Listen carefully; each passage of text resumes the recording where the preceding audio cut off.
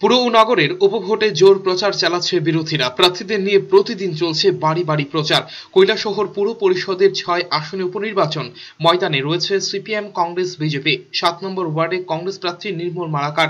শনিবার প্রার্থীকে নিয়ে গণদেবতাদের কাছে যান প্রদেশ কংগ্রেস সভাপতি বিরজিৎ সিনহা। ভোটারদের কাছে করজোড়ে ভোট ভিক্ষা চান প্রার্থী। সাক্ষাৎকারে বিরজিৎবাবু আশা ব্যক্ত করেন দলীয় প্রার্থীদের জয় নিয়ে। তিনি এদিন বলেন, বিজেপি অনৈতিকভাবে পুর পরিষদে অচলাবস্থার সৃষ্টি করে রেখেছে। এই অবস্থায় উপভোটে কংগ্রেস প্রার্থীরা জয়ী হলে অচলাবস্থা নিরসনে পদক্ষেপ নেবে। ৬টা ওয়ার্ডের নির্বাচন হচ্ছে, পৌরসভা উপনির্বাচন।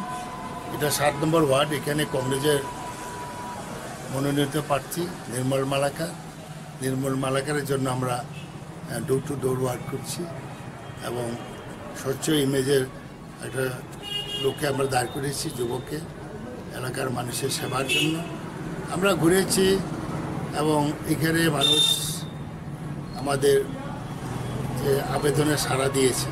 কৈলাসহর পুর পরিষদের ৬ আসনে হাড্ডাহাড্ডির লড়াইয়ের আভাস। ১৫ আসন বিশিষ্ট পুরসভা এখনও বামেদের দখলই। ব্যুরো রিপোর্ট, চ্যানেল ৩ রাত।